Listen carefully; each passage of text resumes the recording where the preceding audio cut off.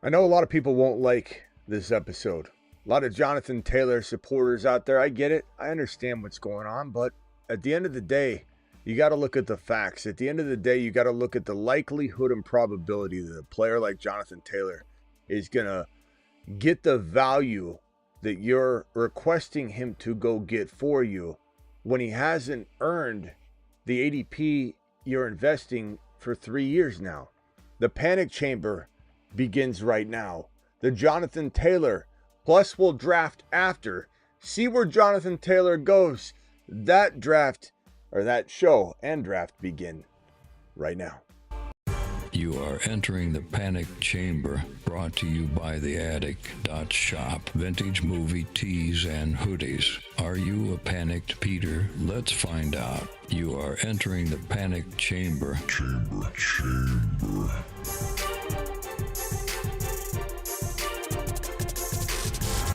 You are in the panic chamber.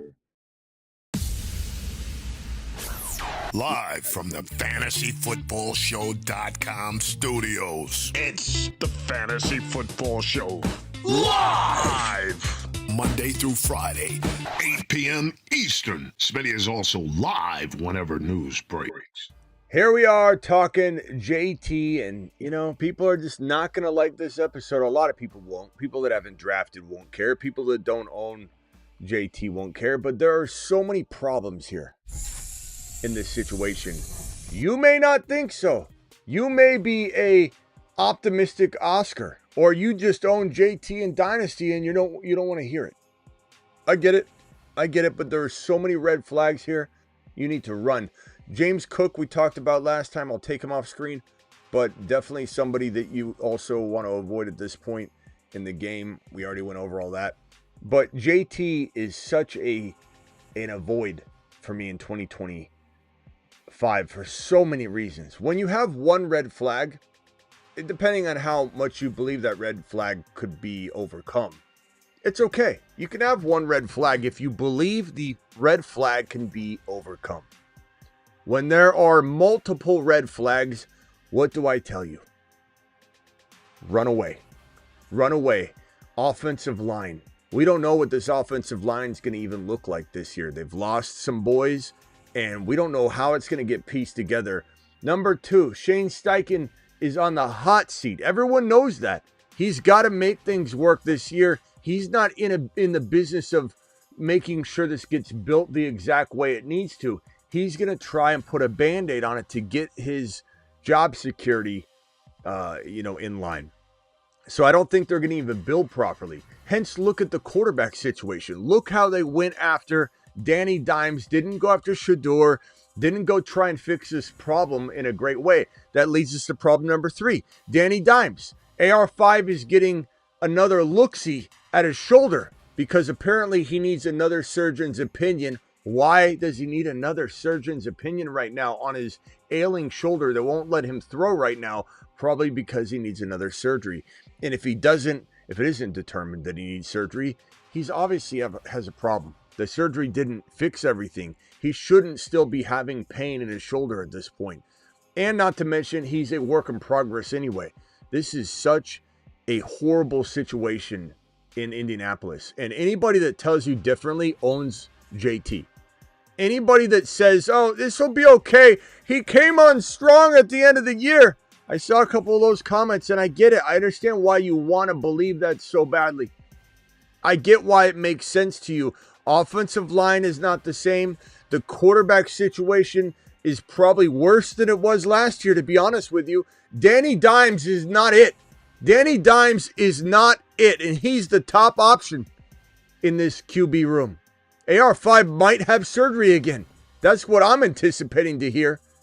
So you got a horrible quarterback situation. You can't move the football down the field. How are you going to matriculate down the football field and put JT in a position to score? How is JT going to score touchdowns on breakaway runs only? How is he going to do that when his offensive line is so unsure at this point? And then number 3 overall, number 4 overall, where I can't even count anymore how many red flags we're at. Probably the most telling of all the red flags, ladies and gentlemen. This man hasn't been a top 12 running back for 1, 2, 3 seasons now. Is he magically going to be a running back 5 or 4 or 7 or 8 when he hasn't been a top 12 running back for 3 straight seasons?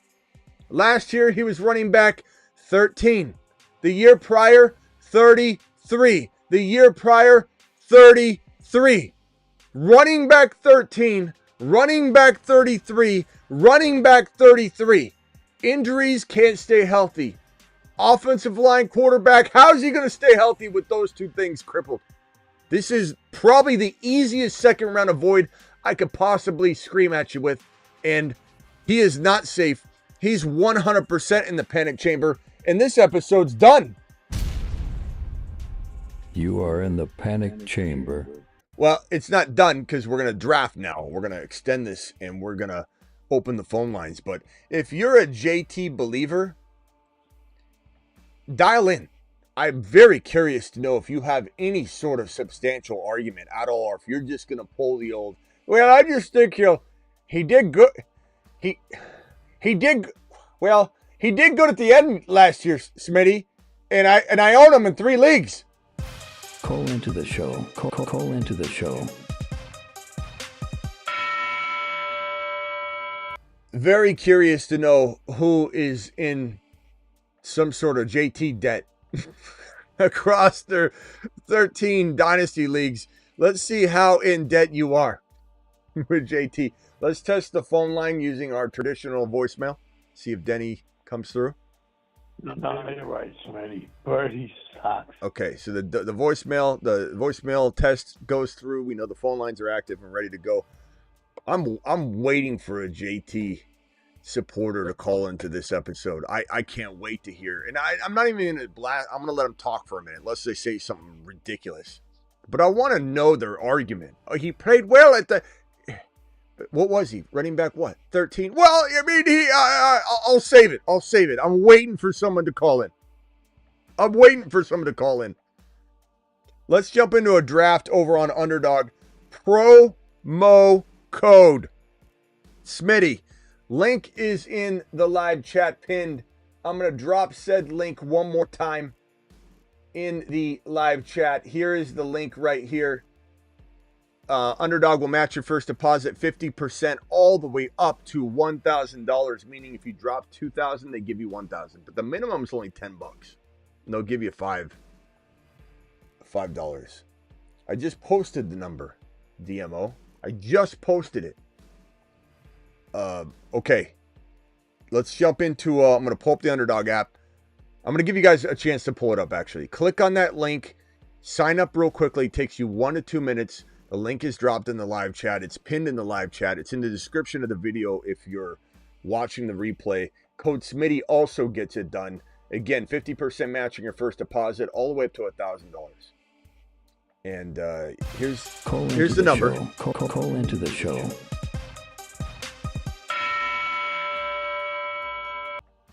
I'll give everybody a minute. Travis, you're live. I'll give everybody about a minute or 2, maybe 3 minutes to sign up on Underdog. Get ready and we'll jump into a draft. What does everybody want to do? By the way, Superflex while they're out, it's kind of fun to do them while they've got them. Travis, you're live. JT, what do you think? What do you hear? What do you say? Yeah, I was just saying to everyone in the chat, save the phone number. Like, you should have it saved in your phone. Yeah. Make it easy. Pretty easy. Hit me with it on the JT stuff. I'd love to hear what you think. Yeah, I mean, for me to take JT in a redraft, there would have to be literally no one I like. So, like, they'd all have to be taken because of the risk built in. That he's older than people realize. He's got quite a few miles on his legs too. Ziggy. He had some big carry years. Ziggy, how old is JT? 26. He was 32 years old and was born on December 1992. Let me be more clear. Ziggy, sorry, I thought I was talking to Kruger. Kruger knows who JT is. Ziggy, how old is Jonathan Taylor? I forgot we're dealing with it. He's 26 years old and was born on January 19th. So he's 26 all year long, but to Travis's point and to what I've said, I don't even care about that. Like, my argument here isn't, oh, he's on his decline year. My argument is he's never been good for 3 years. I mean, 13 was okay last year, but consistency-wise, he hasn't been a top 12. He hasn't been a running back 1 for 3 seasons. He finished number 13 last year. He hasn't been a top 12 running back. He hasn't been the last running back 1 in a 12-man league for 3 seasons. It's been his 4th season ago. 4 seasons ago, he was the number 1 running back. Then he hasn't been back since. He hasn't been back since. 3 seasons have gone by, numerous injuries, and injuries being a concern mixed with the offensive line that's going to be very questionable this year, mixed with a coach that's trying to save his job and is going to put Band-Aids all over the offense, and a guy that in Shane Steichen might be able to coach up a QB. We've seen him do it to Jalen Hurts, but he's crapped the bed with AR5. So maybe he got, in some ways, lucky.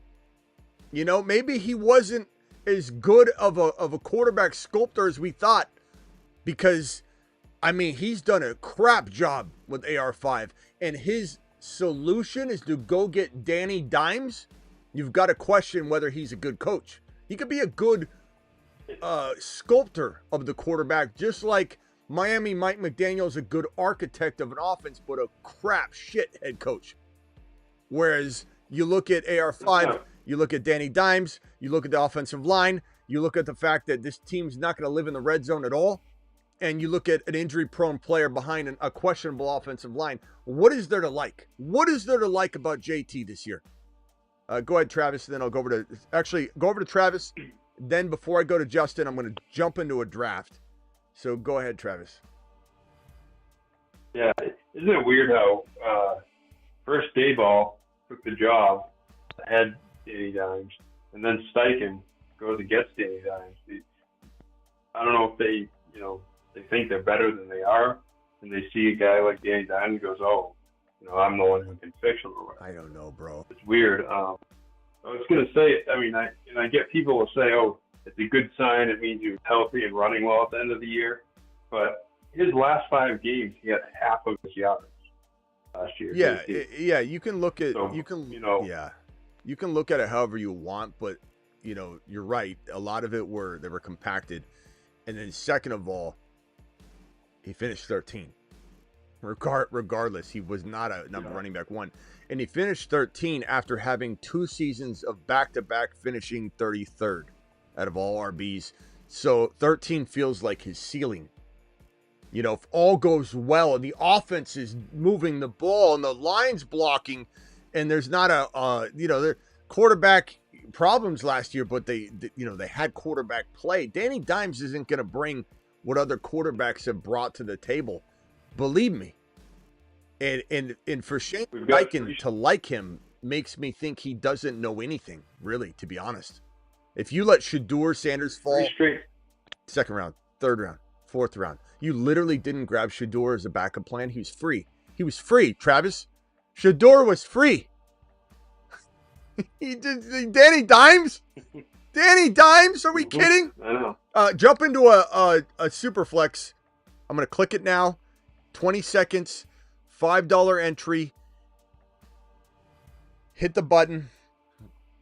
Jump in. Travis, real quickly, and then I'll go over to Justin. Yeah.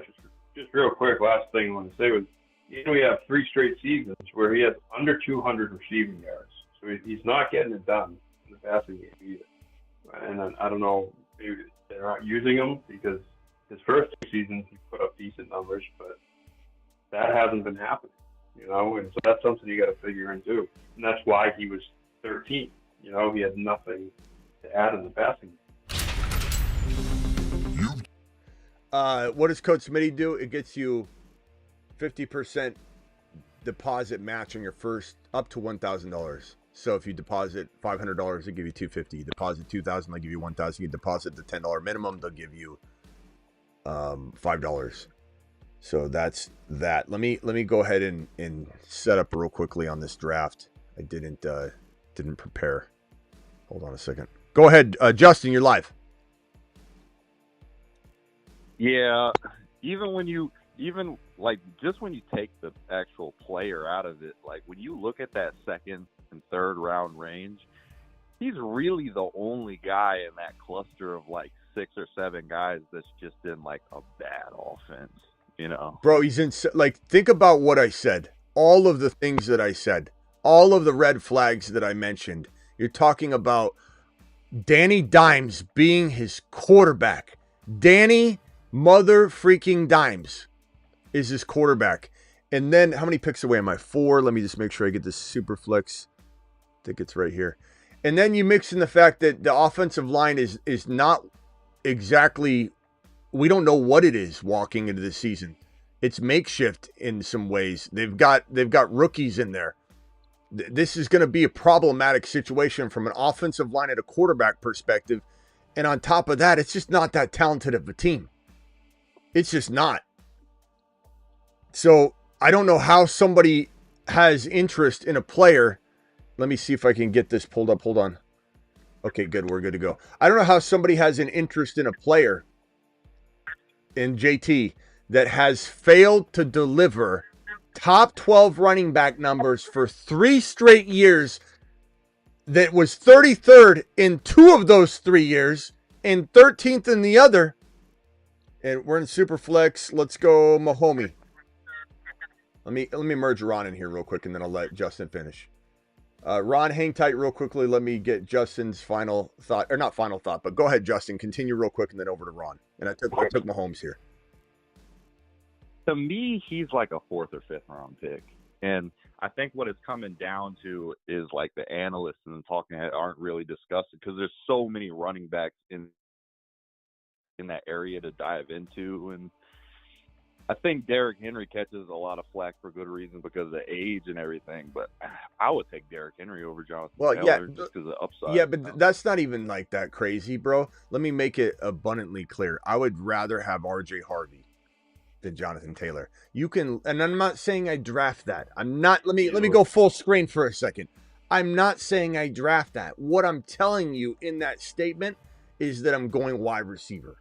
I'm going Brock Bowers. I'm going Trey McBride, or specifically wide receiver. Screw taking JT in round 2. Give me my RB and Harvey. That's what I'm trying to tell people. And I'm on the clock here. Hold on one second. Let me just decide. I'm going to go. Let me go go to the draft board screen here. I think I'm going to go Malik Neighbors here. Yeah, I'm going to go Neighbors here. Neighbors season, baby. Yeah, that was a good pick. The top guys were McCaffrey, Henry, Puka. Puka's not bad either, but I like Neighbors more. You guys know that. Amon-Ra, Nico, that's exactly where I need to be. Okay, go ahead. So again, what I'm saying is I'm taking Harvey over JT. If the draft is already concluded and I had JT, now, first of all, Harvey over JT in Dynasty by a country mother freaking mile, and I draft that. I draft Harvey over Hendy. Harvey over JT 10 times out of 10 in a Dynasty, and trade for it straight up. I give more. I give more to get Harvey or Hendy or Hunter over JT. I give whatever I need to be honest. In a redraft, if the draft's already over and there's no more draft value tied to the player anymore, guess what? If I auto-drafted JT and I can't get rid of him, I'd trade him straight up for Harvey. I'm not saying I'd draft it. I would take advantage of Harvey's round 4 draft capital, sometimes round 5. Understand what I'm saying? Or you're taking a big fat lap if you call in and say, or comment, Smitty, you really draft Harvey over JT? They're not in the same territory at all. Of course not. Go ahead, Justin, real quick, then over to Ron. You got a super chat. And like, okay, some you said is like in the second round, Brad take a wide receiver. I've just never seen the circumstance in which, like, I'm in the second round and there isn't a running back like Bucky there. Like let's say hypothetically all those guys that normally go in the second round are all off the board. In that environment, I would say, well, hell, if like running back is just so off the board, I would just go get Chase Brown. Chase Brown? Like, it's like 8 picks or something. I would just go get Chase Brown. Like, I think Chase Brown is in such a better environment. Like even if Joe Burrow went down or something, I would still feel better about Chase that Brown! environment. You know who I'd take over JT? And look, I'm on the clock in a super flex. I'm on the clock in a super flex here. I'm on the clock. Ready? We're gonna do it live. I'll show you how I feel about this. JT's on the board. Brock Bowers is there. I like Brock Bowers a lot right here. I do. I really do. Man, I'm tempted. But we're going Bucky, baby. We're doing it live. Get Bucky. Get buckied. Buckied. Buckied. Take a Bucky bath. And also, boys, I'm thinking about getting a drum set in here. I don't know if I can. I mean, I should have built the studio a little bit bigger. I could have put like a camera. If I could have doubled the size of this, I could put a camera down in the corner and then run over and do the full drum set. I got to get creative in here, but I think we need a drum set. I think when something like this hits, I just need to get on the sticks as I'm doing it. Get buckied. Yeah, Buckied. I feel like it would be pretty on page. I think we need it. I love it. I think we need it. I love it. The Boston babies would cry about it, but I like it. Well, I mean, I think I can make it. I don't know. I think I can make it. I can make it work. Phone Z, whatever your name is, bro, says that's a terrible pick. Okay, thanks, pal. So glad you're here. I wish you were here earlier. So you could have helped me save myself from myself. On the clock, then over to Ron Navy. On the clock, CJ Stroud, Lab McConkey, Josh Jacobs, Chase Brown, Trey McBride, Garrett Wilson. Woo!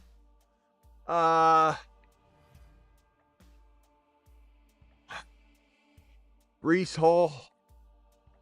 Man, McBride's nice here. So is Garrett, though. I'm going to go McBride. Yeah. I'm going to go McBride here. Good balance. Just because this is like my answer key test. I always tell people, hold your hand over round one and cover it. And then you go back to, one QB thinking, right? And you just say Malik Neighbors, first rounder, check. Bucky Irving, second rounder, check. Trey McBride, third rounder, no. He's a second rounder. Smash. So I've got in a one QB setting. So now I just need to make sure I grab a QB. And if I don't, I'll get a combination of guys and we'll roll the dice on it. But I like this approach a lot more than going Goff or Bryce Young or Stroud Penix is nice and, it's unfortunate that he's gone, but sometimes he falls into this like next territory. And don't forget Cody's super chat there. They still want him to. Yeah. Oh, yeah. Sorry. Great. Go ahead, Ron. Oh, I thought you were going to do super chat. Yeah, I'll do it real quick. That's a good idea. Cody says Dynasty trade BTJ in the 11th pick for a second overall. Dynasty trade BT in the 11th pick for a second overall. Cody, I might need a little more detail. You say Dynasty, so that means everybody's being kept, but sometimes people say Dynasty when it's a keeper league or something. But if this is, you're talking about the 2 overall rookie pick versus the 11th overall rookie pick, and you're giving a BTJ, you can't give a BTJ, I don't think. I wouldn't do that. Especially like, who could fall at 11? You never know. Hey, guys, real quickly, I'm on the clock here. I don't want to pass on a QB. It's going to get really, really ugly here. I'm going to go with Cam Ward. I think it's a great pick here in round 5 for a super. I like Ward. Yeah, Ward's climbing. Ward's a top 11 to 13 quarterback this year as a rookie, probably, or at least he dances right in there. And they're all within like maybe QB 9 to QB 15 is like within 20 points or something. But I think Cam Ward's fantastic in this format. And then DMO says, sorry for taking Penix. No problem, bro. Look, you're putting your hard-earned money into this, bro. You don't have to apologize for drafting a player. The only time I ever get a little like salty sounding, and I'm not really, is when somebody's in here, like somebody gets into a draft while I'm trying to do one outside of the community so I can show the best possible draft that I can, throw down, and like somebody's trying to run in there. And then when they run in there to do it, they're sniping every one of the Marsmen, Moonmen, Saturnmen just like crazy. That part is on purpose. Yeah, that part's a little like annoying. Okay, go ahead, Ron.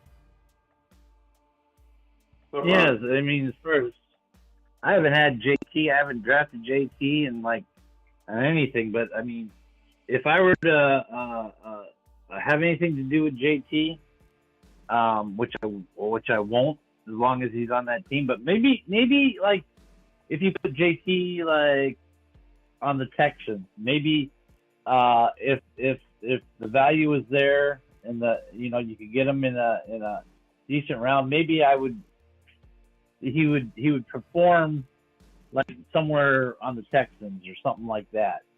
I give him a chance. Yeah, I think you're right. If he moves, but not where he's at. Hold on 1 second. I'm on the clock here. Travis Hunter, ladies and gentlemen. H and Associates. I got one of them. I didn't get more than one of them. I wanted Harvey.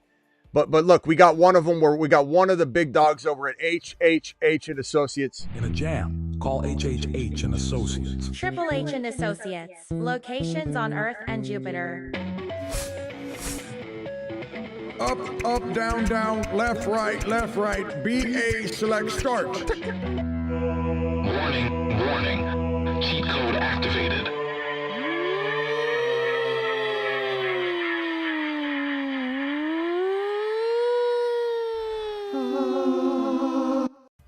Go ahead. Ron. What Ron said was if JT was on the Texans, and I'm not even sure I love that choice because the Texans line is really a problem this year. Could be. But to Ron's point, if you plucked JT off and put him in a good place where you believe he would do well, and that's one of Ron's choices, my choice would be somewhere else. That eliminates 2 red flags. That eliminates the quarterback problem. More than 2 red flags. The coaching situation where I don't know that Shane knows what he's doing, Shane Steichen. And 3, offensive line. And 4, just offense living in the red zone more. So all the red flags but his injury risk go away. So you're not wrong, Ron. But yeah, of course, that is not a scenario that we live in where JT's going elsewhere. So that's why he's a complete avoid. And Cody, just again, BTJ for me. Trade BTJ in 11th pick.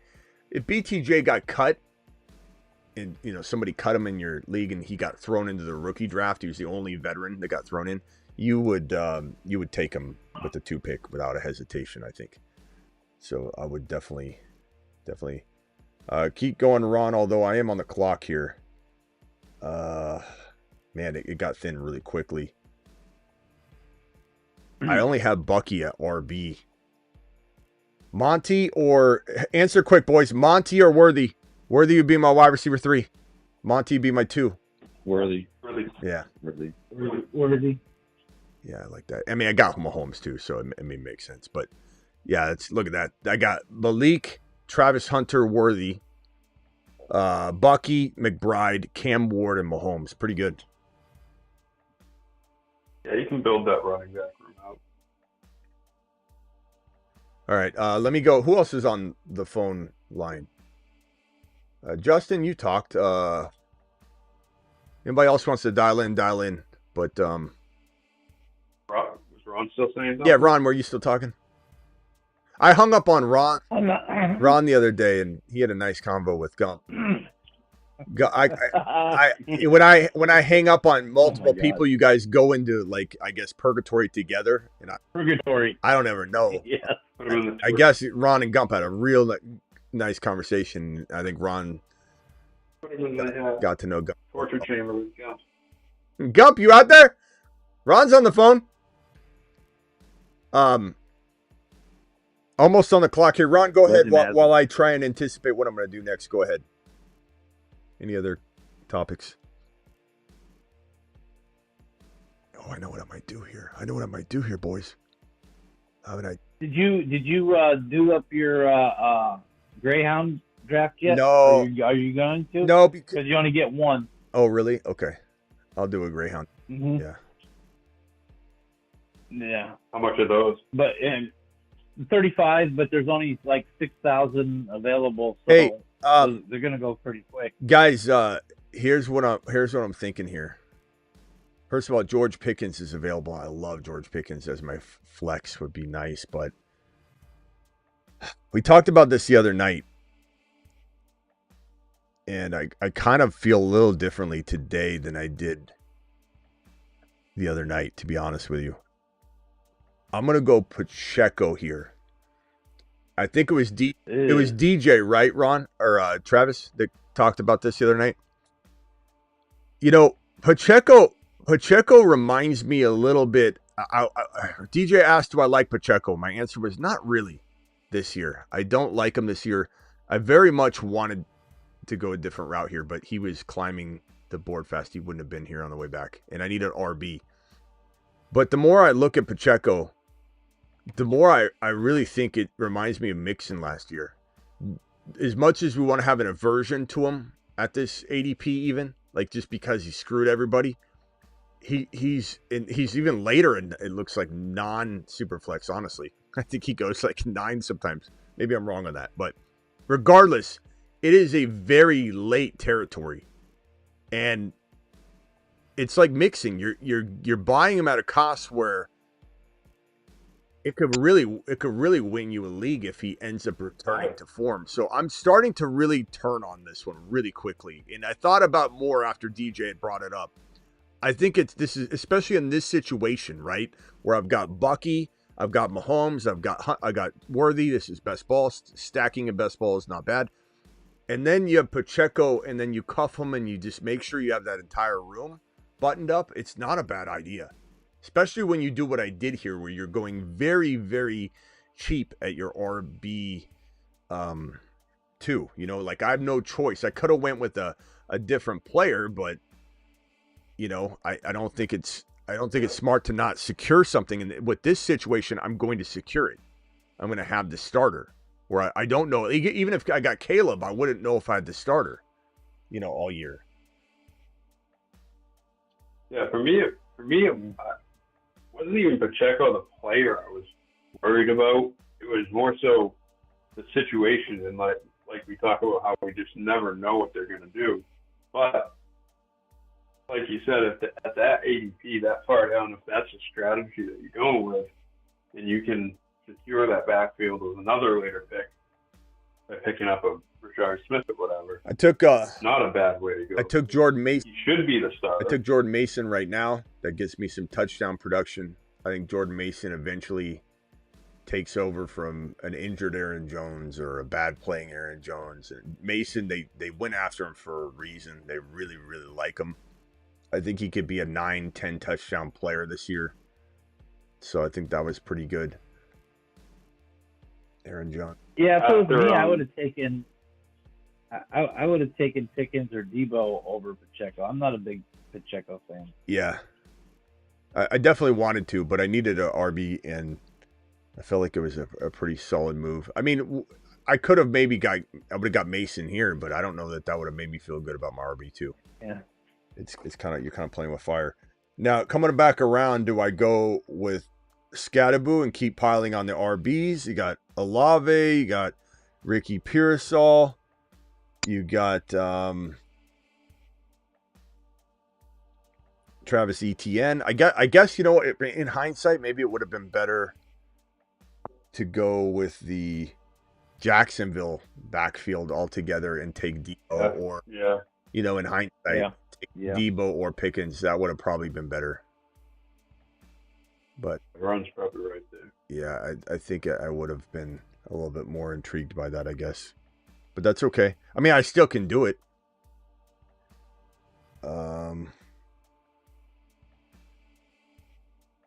Yeah, actually pointing that out, that's not a bad way to go if you want to just get your one stud running back and then just get those two backfields.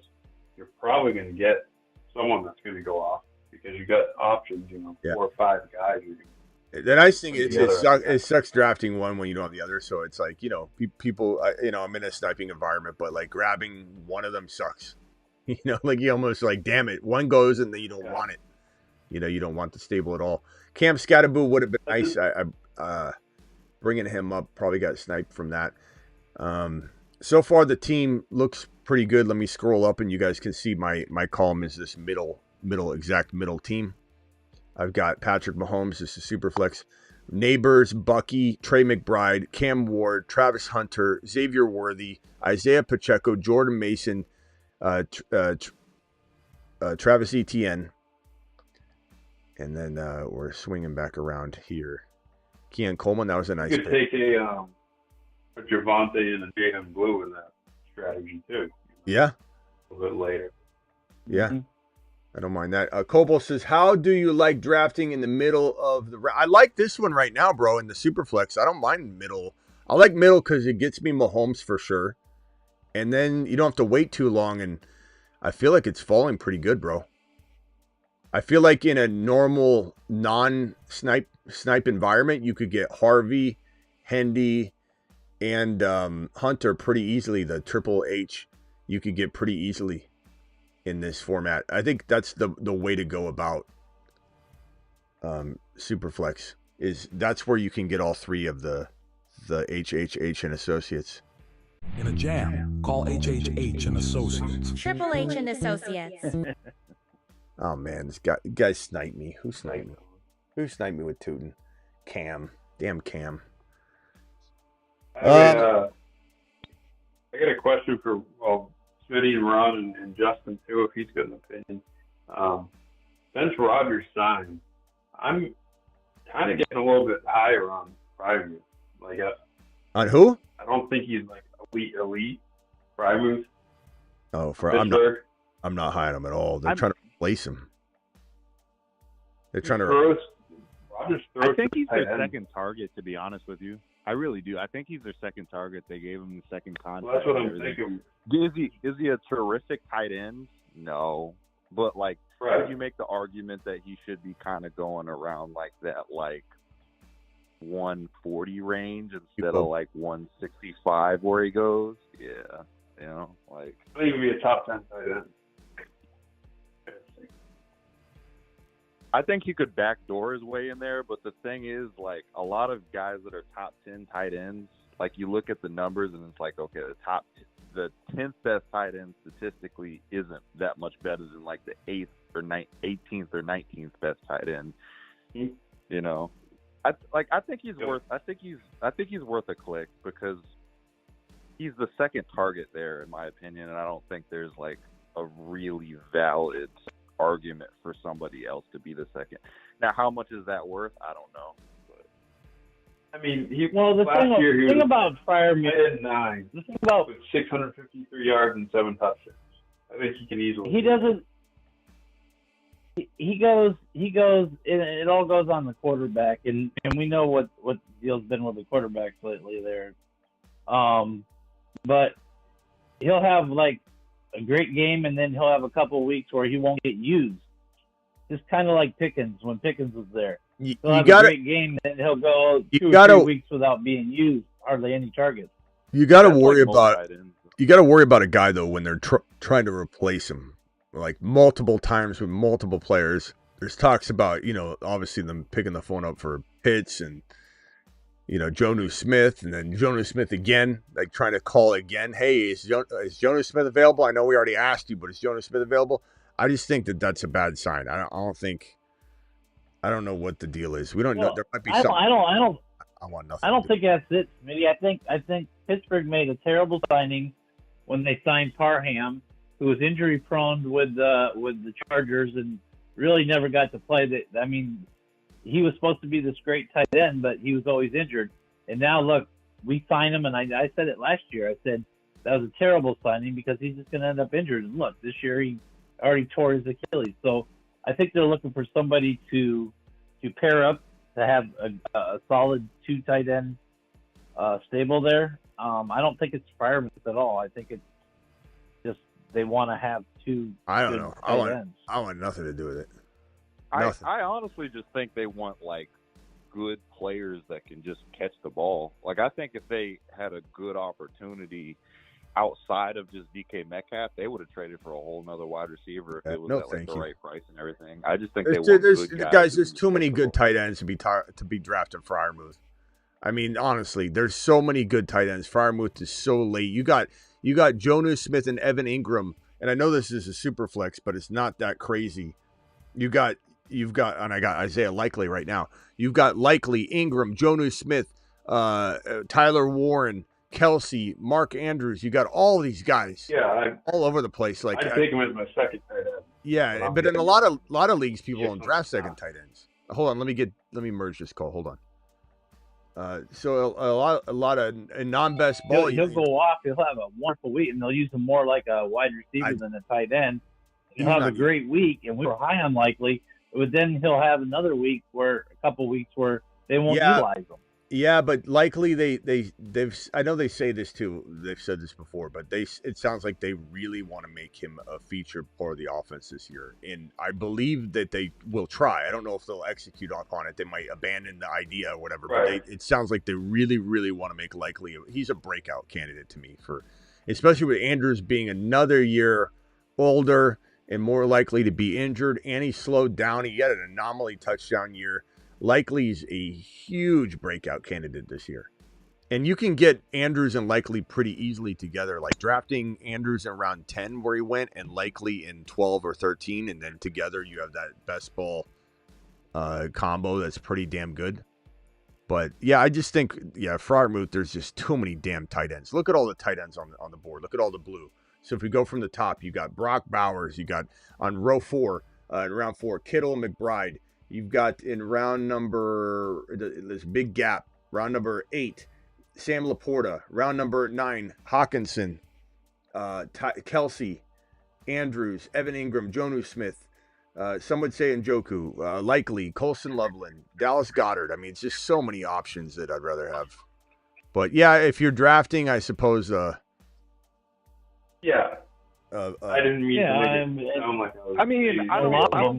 I don't think Travis was saying I want the guy as my number one tight end. I know he wasn't, but I am still don't want him. Guy before 165. I went kind of bully tight end here. I went McBride, Likely, and Pitts. I think that's pretty nice. All right, hold on. Let me get the super chat out of the way here, and then DJ's on the phone. DJ, I'll tell you about that. I don't know if you heard me talk about Pacheco, but hold on one second. If you mistakenly draft 2 QBs and 1 QB best ball with the same bye week, is it going to be that destructive to the overall totals, Burrow and Dak? You want to have somebody else. I mean, it depends on the contest. You said best ball. Is it best ball weeklies? And it doesn't matter at all. Is it best ball mania? It could matter. You're better off having somebody score that week, or you don't want to lose that amount of points. But I mean, you could overcome it, but it definitely, whenever you have a 0 somewhere, it's not good. It's definitely not good. Could you sneak into the playoffs still, or the next round? Sure. Can you win with the 0 like that in the finals? I've never seen one of those tournaments. Then no, but I've never seen one of those tournament winners have like a quarterback with like the 2 bye weeks that are the same without. Well, you just need a third. You just need a third. But it doesn't deter me, Coble. I draft Mahomes and or Burrow, Mahomes both 10. I think. Well, whatever. I draft both week 10 quarterbacks all the time together. I've week 10 quarterbacks, bully quarterbacks tied together, and then I grab Penix Jr. I think is around week 5. So as long as you cover yourself, you're good. But if you didn't look at it and you were done and you're like, crap, I only drafted 2 QBs. It's not that it's impossible in a best ball mania or a puppy or something that's not weeklies, but it's certainly not. So Burrow and Dak, if those are your only quarterbacks, I don't know, bro. It's going to be hard for you to overcome that. That's for sure, but it's not impossible. Running back, let me just 1 week's not going to be that bad.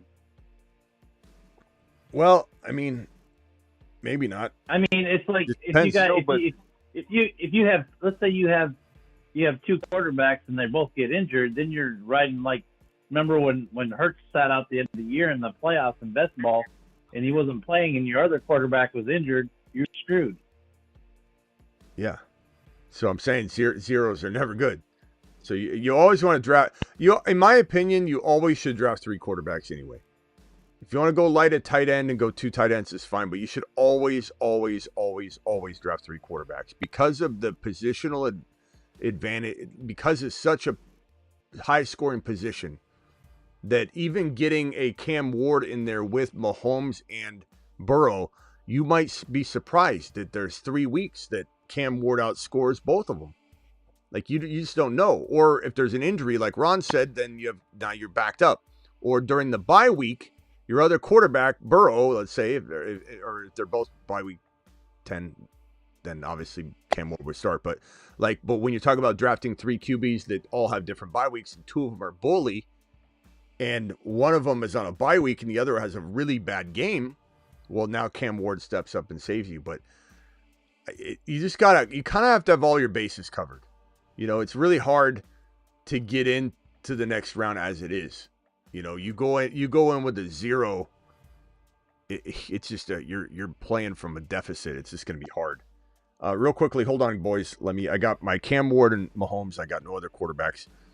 Bucky, Pacheco, Jordan Mason, Etienne, Dylan Sampson, Malik Neighbors, Travis Hunter, Xavier Worthy, Emeka Egbuka, Kyle Williams, Trey McBride, Isaiah Likely, Kyle Pitts, on the clock. 1 second.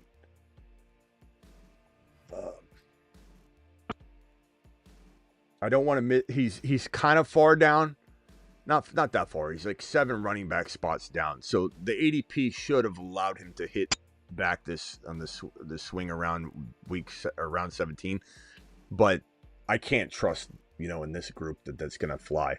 So I went with Brashard Smith to cuff to Pacheco. Now DJ's on the phone. DJ, you asked me the other night, do I like Pacheco? And after I got off the show, I actually talked to Travis about it.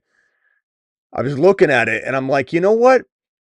This smells an awful lot like a poor man's or a Walmart version of Joe Mixon from last year. I don't think Pacheco's going to be top 5 all year long like Mixon was until week 10 or whatever and drop off.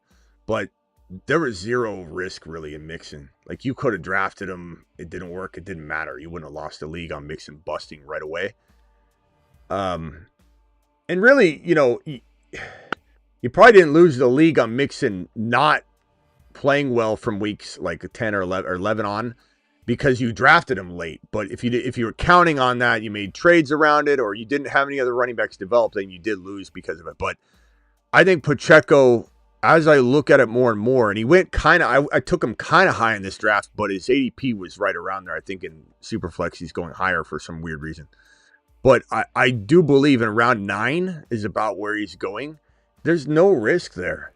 And he is reportedly the one right now.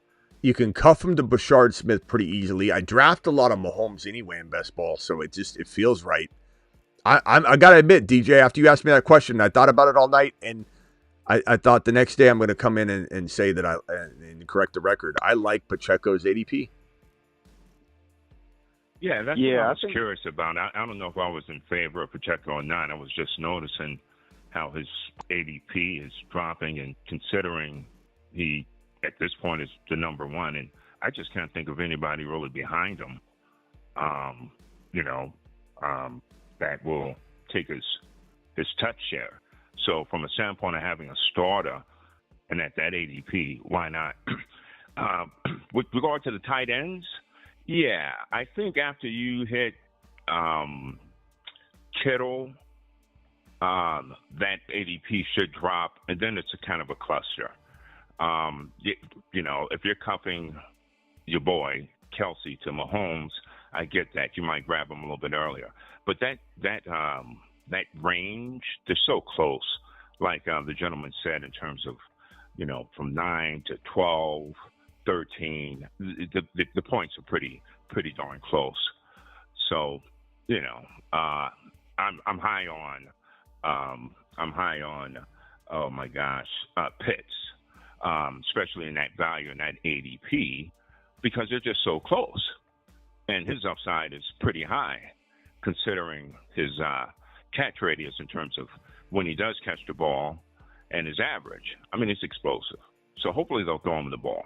Where did Freiermuth go in this draft? Oh, he went in round 15 here. So I'd rather have Ertz over Freiermuth. I'd rather have Down here, I mean, he's in a decent territory for ADP. I'm not trying to suggest he's like way out overdrafted or something. I mean, you could argue Mason Taylor if you wanted. Theo Johnson could be a nice pick, it's a new name, Fryermuth. I mean, I know him, but I don't see not it. a new name. He's not a new name. Well, what I mean is to this been like terms 5 of to 6 years. I've been watching the show and then draft, so bringing him up is a good thought. Kind of makes sense. You know, not too many people have talked about him. I mean, you know. A new topic, I guess. But we know. Yeah, exactly. Yeah, I just there's just too many other options. He's not horrible in best ball. You know, I'm not saying don't draft him in best ball, but like he's not on my radar at all. Rate my team. Danny says DMO. I will at the end, my boy. Let me finish drafting. But yes, I will. I'll rate your team. Appreciate your super chat. So I got Yoshi Voss, who I like a lot. I got Kyle. Let me scroll up so you can see the whole thing. So I'm this middle row here, obviously. Draft slot 7. Mahomes, Neighbors, Bucky, Trey McBride, Cam Ward, Travis Hunter, Xavier Worthy. I don't think I missed from, a straight down.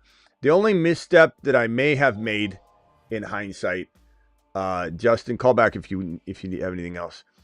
Honestly, reconstructing this, reverse engineering it, I would have passed, even though I just talked Pacheco up, I would have passed on him and taken Pickens or Debo here, like Ron said. And then I would have probably went ETN, Tootin, Bigsby, and then I would have been flying high.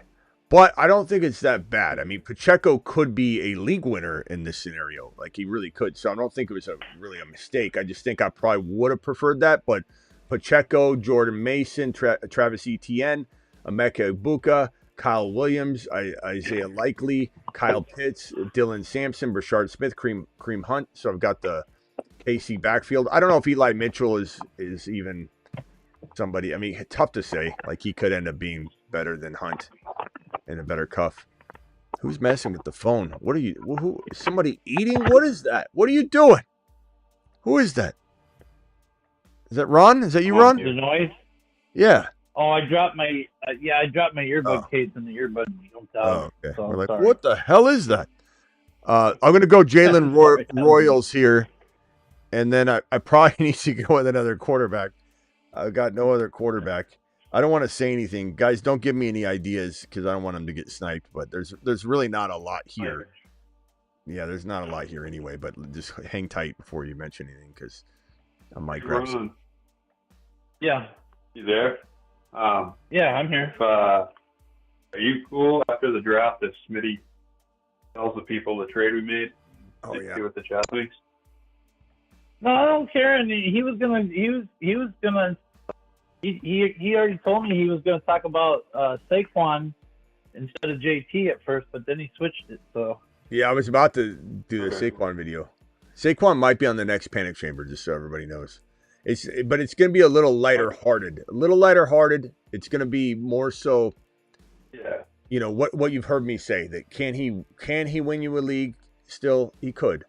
Is it worth the cost of entry in a draft setting when you could just come in and draft a safer RB?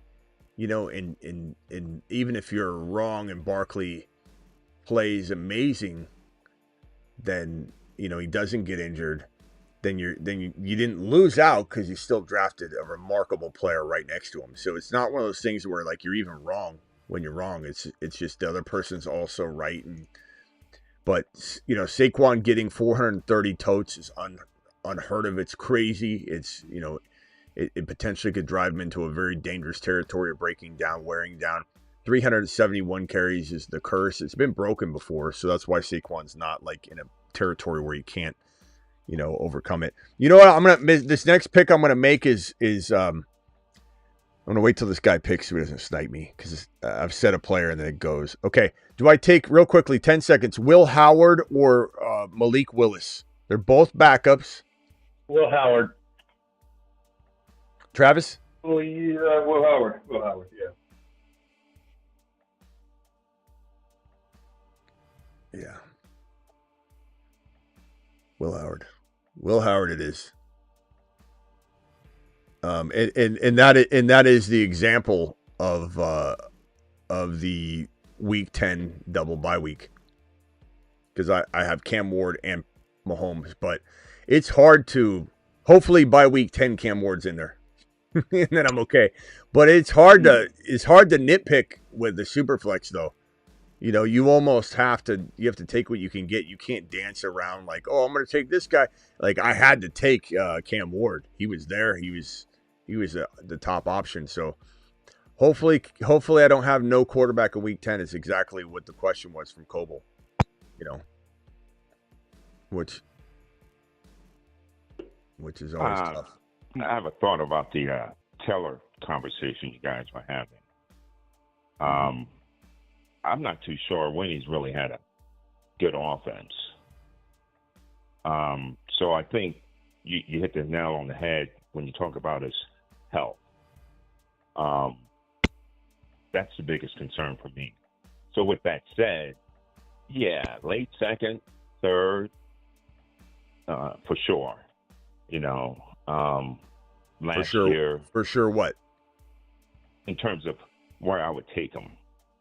I mean, but my whole thing is second, my whole thing is I don't take him. I don't ever take him. I'm just not. His first 2 years they were top 10 offenses. Yeah, I mean, he was running back 13 last year. The year prior 33. The year prior 33. You know, he's always banged up. Offense is awful this year, awful, and he's got no quarterback. Danny Dimes is not a quarterback. And we just saw what happened with Danny Dimes and Saquon Barkley. Saquon Barkley completely abused. Vulturing, just not a good quarterback. Saquon not getting the work he should have got. And the fact that Shane Steichen thinks this is the plan of attack makes me trust him so much less than I thought I did earlier. So I'm totally out. I'm not drafting JT, period. So I was just correcting when you said, yeah, totally second round. No, I'm my panic chamber episode is avoid him entirely because there's no line in the sand. Oh no, that was my thought. Yeah, no, I know you're entitled to your own opinion.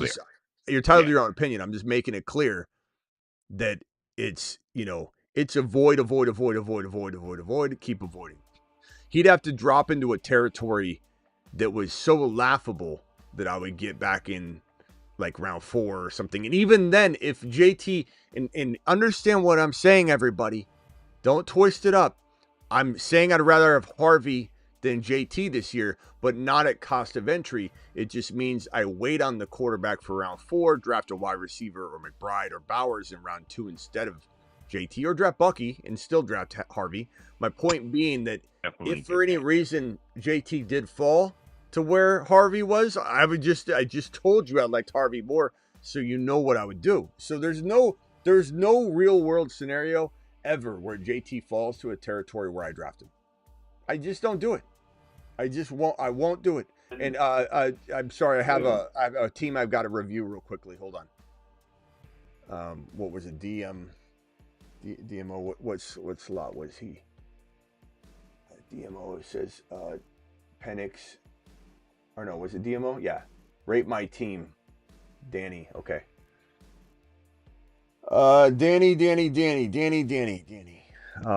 Danny is the Justin Herbert team. So that is team. That is team 9.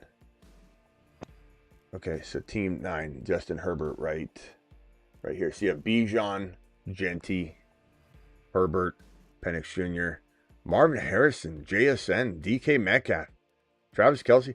This might be a good approach from that draft slot, man. Is to go double RB. I mean, but you got to land those quarterbacks like you did. That's pretty good. That's pretty awesome, bro. I also wonder if you could do that. You could do that by going quarterback, and then still getting 2 RBs. Like you could do it either way. Bijan, Genty, Herbert, Penix Jr. Or what if you went, let's say Mahomes fell. He didn't in this draft, but Mahomes, Kyler, or Bo Nix, right? If they fell. And sometimes they do, sometimes they don't. And then you went Bucky, if he fell, and Kyron, who did fall. So those are both very intriguing ways. And then going 0 wide receiver through round 4 and then getting Marvin Harrison Jr., JSN, DK Metcalf, Devontae Smith, that's crazy. So however way you want to do it at the top, quarterback, running back, quarterback, running back, or running back, quarterback, quarterback, or quarterback, running back. I like this approach from 9. I don't know how it would fall everywhere else, but to get Marvin, JSN, DK, and Devontae Smith, that's pretty awesome. I like that. That's a good team, bro. Pretty solid. Anything else, DJ? I'm gonna cycle the phone line off. I think I'm close to done tonight. It's my third show. Good, man. Enjoy the show. All right. Appreciate it. Appreciate you, bro. Talk to you later. Justin hung up, I think. Rock out, I'm sorry, bro. Rock out, you're so quiet sometimes. I wait until you can always interrupt if you're a Marsman card holder. So Rock out, what do you got? What do you hear? What do you say? You're live. First off, are you a mind reader? Like, I had the same thoughts on JT about his situation with the quarterback and him also always getting hurt like every year. Yeah. Apparently, I guess I am reading your mind, Rock out. Yeah, it's a tough sell to me. I don't understand how I still haven't had somebody call in yet.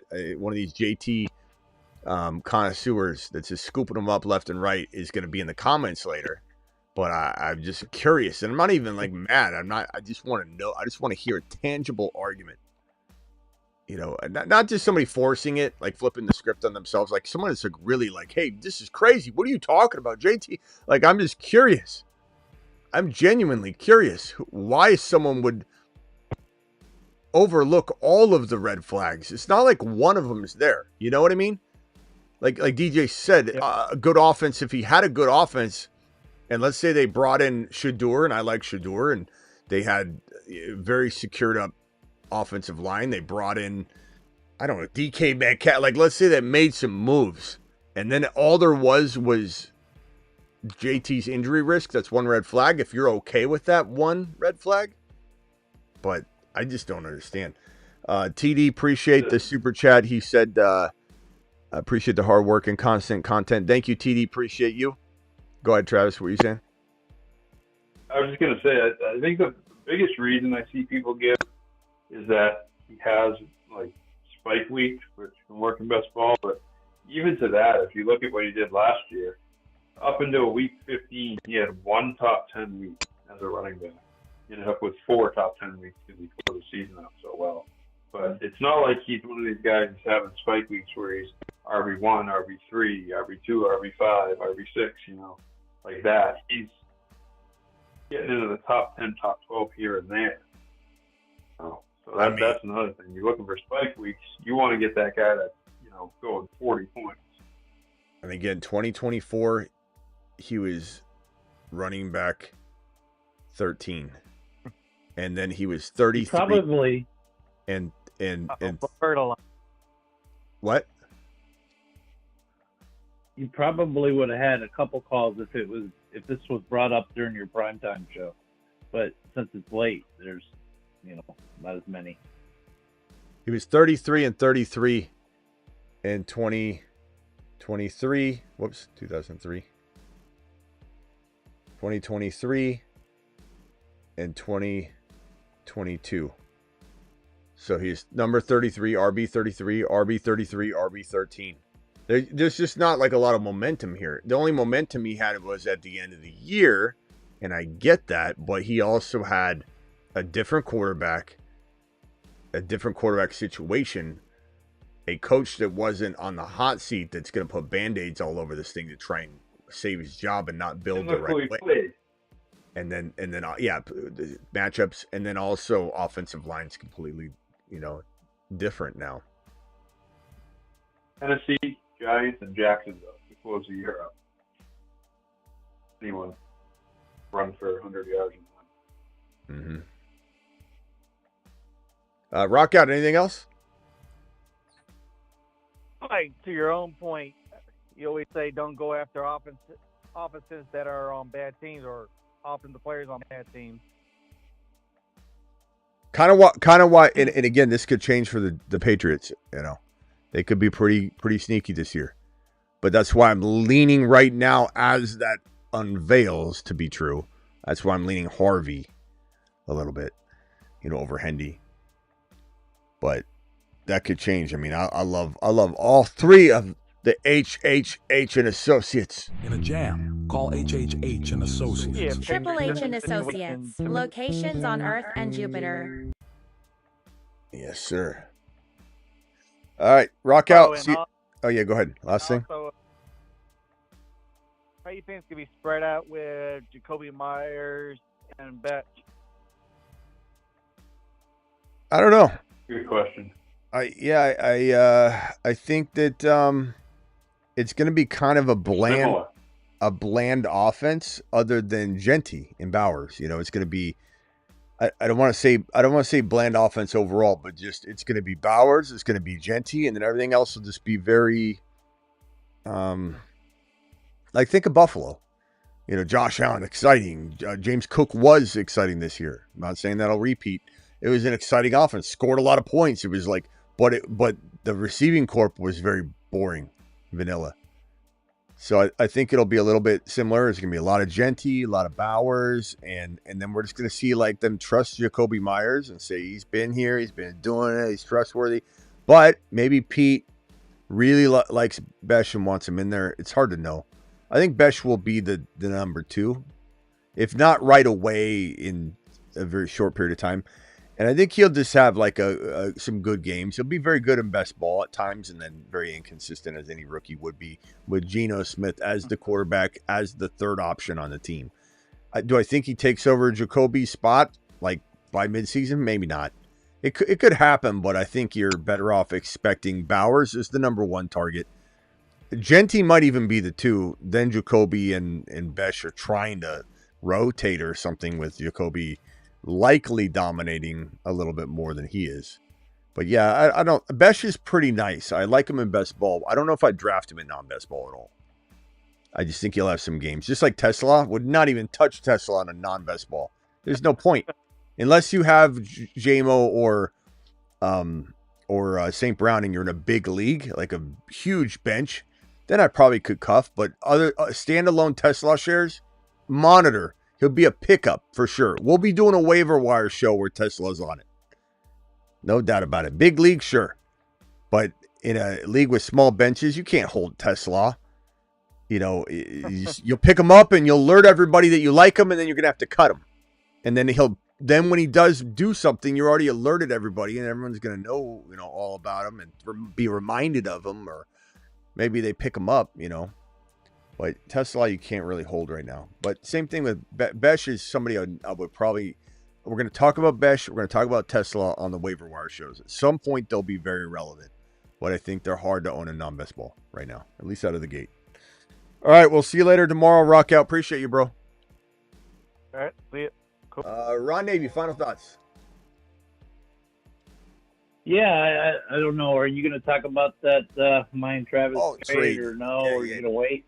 No, we can do that. But you know what, Travis? You know what I thought about too is who's on the cover of Madden this year. Oh, we talk about that all the time. That's one reason to avoid them. We talk about that we talk about that once a week, Ron. You haven't been here as much lately, but you're here a lot lately. But the last couple of shows, but okay. So the trade was Ron gets and Travis gets, and this is a 1 QB, Yep. PPR dynasty. PPR dynasty. Dino. Okay. Ron Navy. Give me Ron Navy's players that he is getting. Barkley.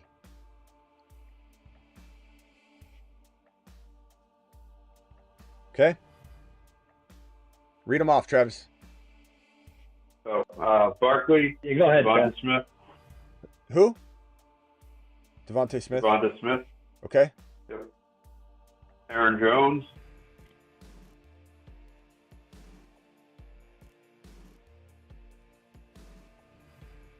All right.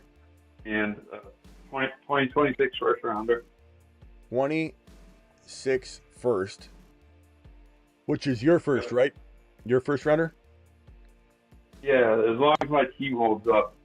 My team won the championship last year, so it should be a late, but mid to late first. Okay, and you got Hendy, Penix Jr., and he has no quarterback. Really? I mean, he did. Yeah, Love was my best quarterback. Right? Ron has Mason, by the way, Space Ricky. Okay, go ahead. Hendy, Penix, and then who else? Moody. And then I got Ramondre to top the Hendy. Okay, so this is a dynasty. Travis has a pretty good team, as he said. He just won the league last year, but he's trying to get rid of Barkley before things get tough in terms of trading him. It's already tough enough. Ron's saying, let's go after the cash money, baby. We're doing it live. Ron wants to win now, and he wants to try and win the next year, so he's going to try and bank on Barkley, which there's a shot that happens. I mean, Devontae Smith is also nice, and the first rounder could be, who knows what happens with injuries or whatever. So Ron has a way of making this work, even if Barkley fell off the face of the earth. There's still some value here. So this is a blockbuster. My initial reaction was, and I told this to, I think, both of you, and I was honest, that when I saw it, my first reaction was, wow. Even with my reservations of Barkley, I said, wow. You know, because the 2025 value is probably with Ron. I mean, Devontae Smith is still nice. The first rounder is great future. Barkley's obviously, it was a lot. I was looking at it, and this definitely feels light. I overpaid to get Ramondre to back up Hendy in terms of Aaron Jones. You remember, it's dynasty for some of you. I don't know. I mean, what was the deal we almost did live on the air? That I tried to get you to do. What was the deal? I forget. Charbonnet.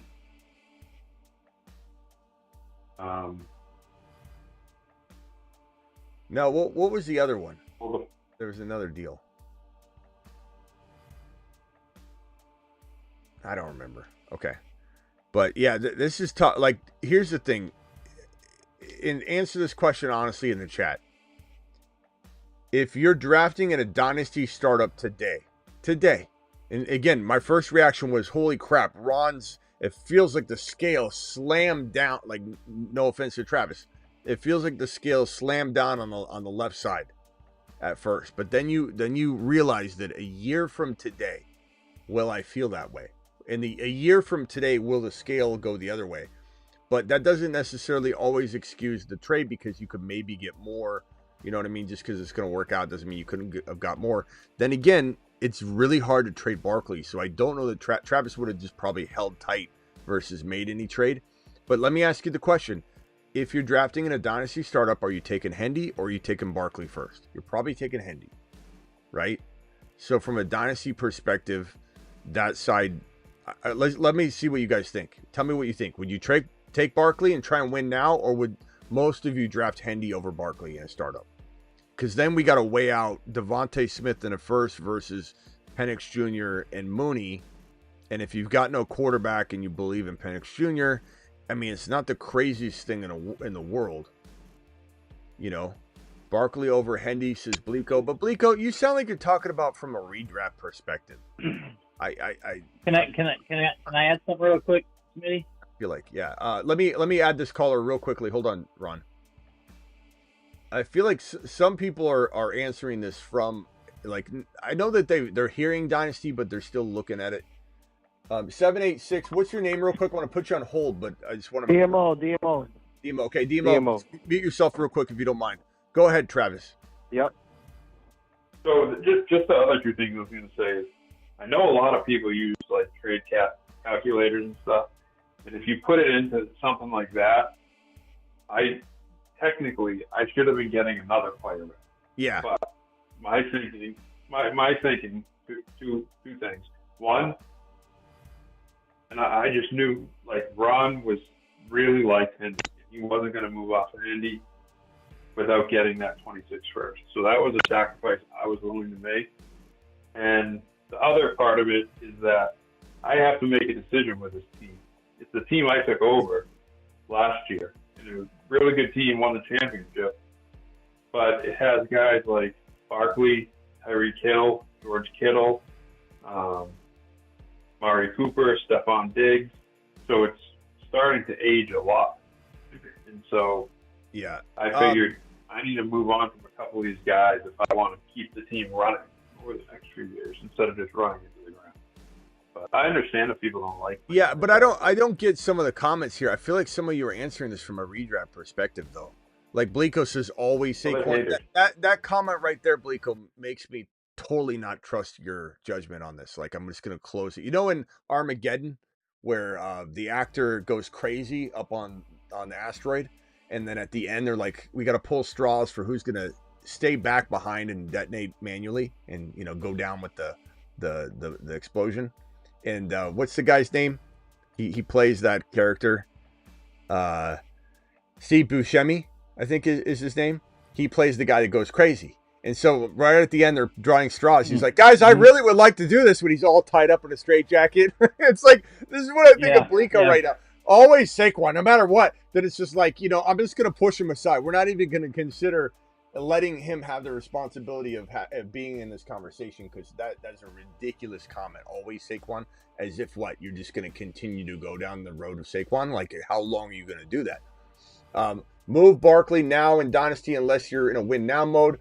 Who the hell would take Henderson over Barkley? I don't know why some of you would even act like this is a crazy scenario. Barkley is amazing, but in Dynasty, you can't trade him. Have you ever owned him in a Dynasty league? It's really hard to trade him. You have to find someone that wants to do what Ron's doing, build the way that Ron wants to build. Saquon's very hard to trade for. You're getting closer to the end of the road. It's very, very hard to trade for, trade away. But yeah, I guess I would just say this. I would say if I was, like I said, my first reaction was, wow, Ron really got the better end of this trade. I think where it probably went a little bit, it should have went in a different direction, is I feel like Travis should have got the pick. Like I would have said, leave another player. Yeah. Leave Mooney out. I did the deal knowing that. Or leave Mooney out and leave the thing. first rounder out. Like, this is a little bit more balanced to me. Devontae Smith and Barkley for Hendy Penix Jr. And probably still, I'd almost say like a first rounder here would almost make this even. But if you took the first rounder out, I can. I'm not trading Hendy. Yeah. I mean, I get you or not. I get you're not, and then sticking point. Yeah, I was willing to do. I think you really need to have the full context of everything. I think, Smitty, to really understand this trade. No, I know, and I think it was very, very tricky, because we had our rookie draft, and I had the 1-6 and the 1-7, and I took Hendy with the 1-6. And then I did some other trades, and of course I did trade with you to get Burrow. And so, my weakness was my running back. But that doesn't. After I traded Walker away, no, I'm just saying. Yeah. After I traded Walker away, I had weakness at receiver and running back. I got you. So here's the idea: is I didn't trade Barkley for Hendy. I traded Barkley for Penix. That's where my value went. And I traded Hendy for the first round pick. And then it almost doesn't matter what you did, though, because you made out a little bit more. No. I'm just explaining my thought process in this. And so Mooney and Smith are very comparable in stats and production. So to me, I don't think either one of us lost. I think we both potentially won. And yeah, Barkley goes down. I'm okay with it, because I didn't give up. In my mind, I didn't give up Hendy for Barkley. I gave up Hendy because I paid a first round draft pick for him. I got you, Ron. I'm getting the first round draft. No one's really gonna look. That's no one is really gonna get inside your mind. They're just gonna look at it and say it doesn't matter what your mind. It doesn't matter what space you're in. This trade is valued. That. Now they might want to get in Travis's mind and say, "Hey." But I also like saying I bought a $500,000. But hold on. It's like you're saying I bought a $500,000 house for $300,000. Let me explain why I did it. Like no one cares. You got a lot of value. No. I know, but I'm just saying, like they want to know what Travis is thinking. They don't care what you. In this draft, we both needed to get younger. He did it with Hendy because he didn't have the draft pick. Yeah, I did it. I also got Mbuka and I got Besh. So I got younger, and I picked up Barkley, who's an older player, but I'm taking a chance on him. I'm rolling the dice. I understand that. So yeah, but here again, back to the question at hand, which I feel like we're not getting the answers I would expect from a community that plays a lot of Dynasty. Is you're truly going to draft Barkley over Hendy every time? I know some of you would. I know some of you would play for the now. And some of you believe Barkley's going to be fine for 2 years. And that's okay. No one's right or wrong yet. We don't really know.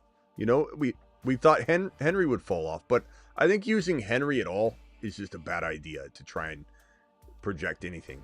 Because it's not something that you can, that you can extrapolate or transfer over to another player. But, Hendy might be the next Jahmyr Gibbs. There is a chance that he's that good. And someone could say, no way, he's Gibbs. You let me determine what's possible with Jahmyr Gibbs. Because we talked about on this channel when people said Gibbs couldn't be the comparisons we made Gibbs out to be. Gibbs is going to be the next elite top 2, 1, 3 running back. No, he can't. Gibbs, he's got Monty there. Gibbs was running back 1 last year. So I think this channel, including myself, gets to make the call whether you could have the conversation. I think I've earned that right. So, could Hendy be the next version of that? It's possible. It certainly is. But I think this is my final determination and my honest answer. You want my honest answer? This is it. I'm not going to sugarcoat it. I think the fair market value was much higher on this side. I mean, look at the reaction of the audience.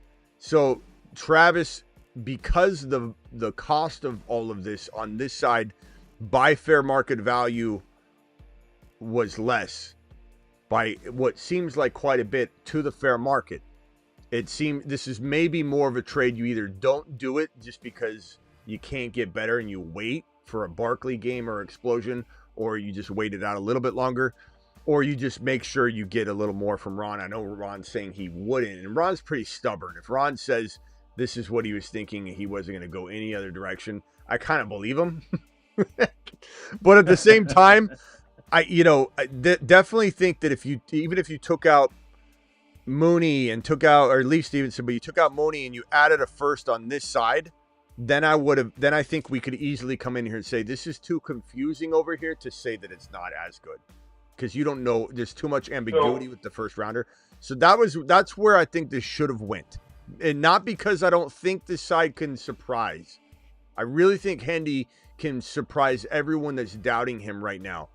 But fair market value has Ron winning this trade, and Travis should have probably got more. But it happens. And Travis got his guy, loves him. We didn't even have Stevenson and Jones in the trade at first. Yeah, well, that was something. Let Travis tell us. I was completely aware.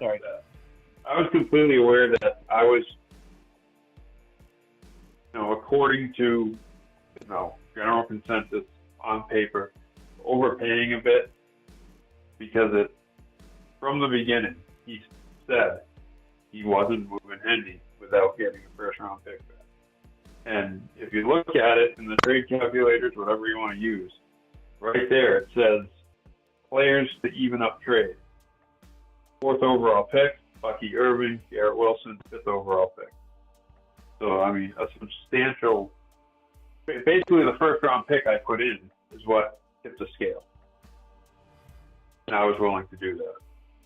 And I think that, like, in order for, and again, it almost doesn't matter. This is what I'm trying to be completely honest on both sides of how I don't like this, but I also think it could work out.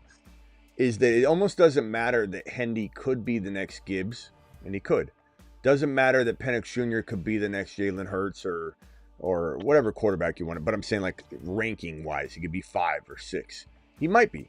And if he is, Travis will have earned the value back. But it doesn't change the fact that Travis did buy a $400,000 home for $4,000 or for $500,000, really. So Travis bought a $400,000 home for $500,000. It might be worth $600,000 eventually. It very well could, but it doesn't mean Travis shouldn't have tried to buy it at $400,000 at its appraisal value.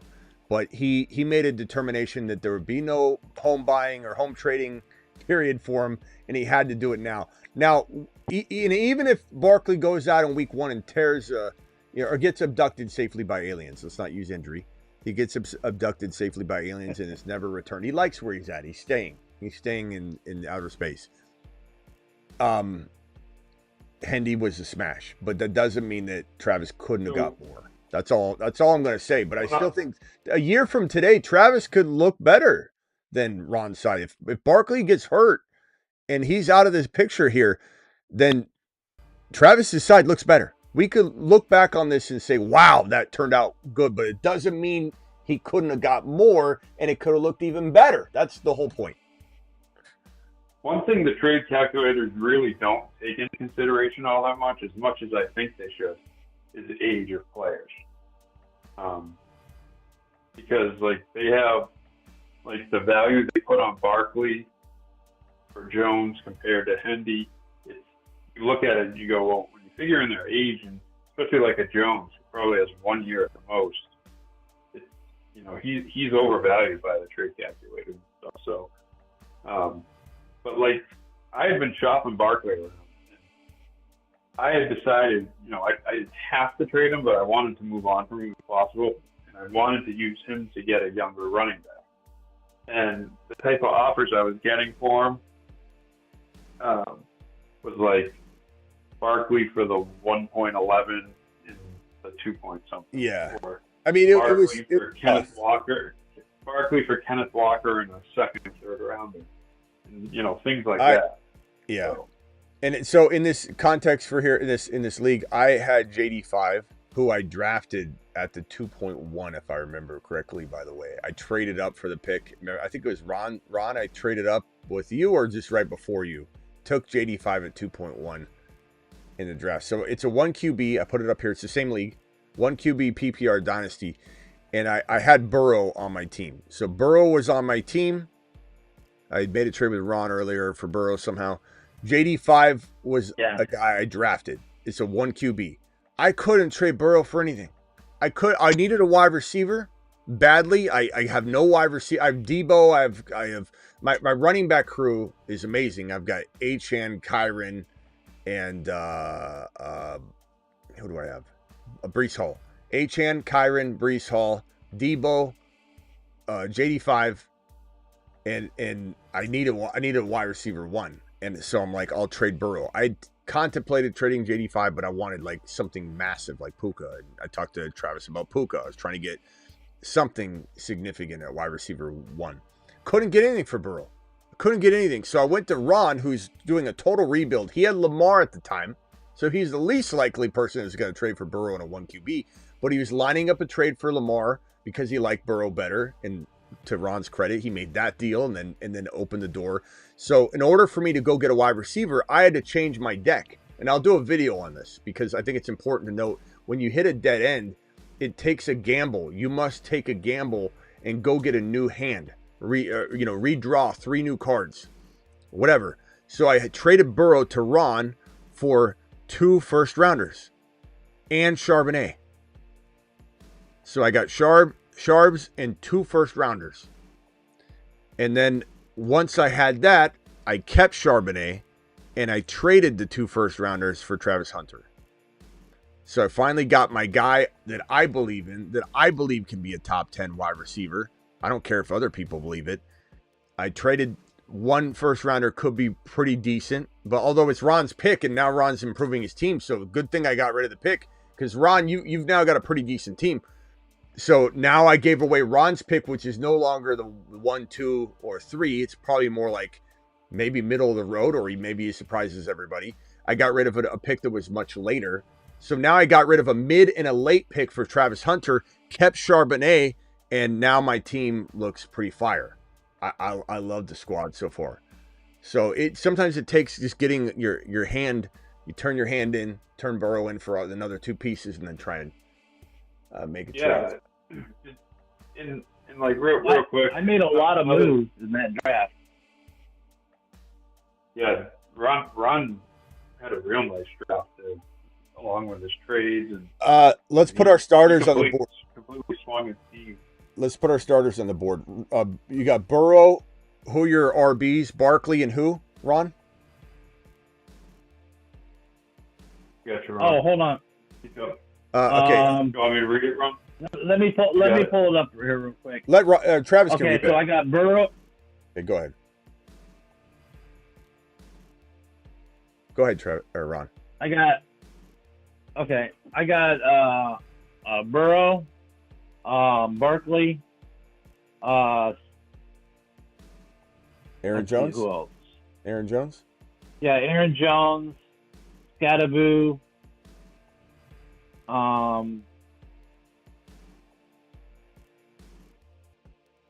Mason, and who else? There's another running back somewhere. Okay, Mason, Aaron Jones, Scat. Okay, who are your wide receivers? My wide receivers are now I got Smith, Jordan Addison, Ridley, Mbuka, Fesh, and I don't even Dobbs is just Dobbs is Dobbs. Ron, your other running back you were thinking of was probably Krusty Merritt. He's on your tactic squad.